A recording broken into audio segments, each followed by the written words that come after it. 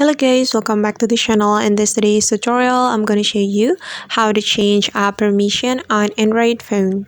Okay, first of all, you can go to your settings application on your Android phone. Then you're going to find the app setting. That's one. Tap on the app setting. Then you're going to select an application you would like to change the permission on. And for example, I'm going to go with my Instagram application. So we can click on the application we have selected. And after that, we can tap on permissions right here. Okay. And as you can see that I allow Instagram to access my camera, contacts, and storage. And for example, I'm going to allow Instagram to access my microphone, for example. Just tap on the microphone. Then I'm going to click on allow only while using the app. Then we can go back. Okay.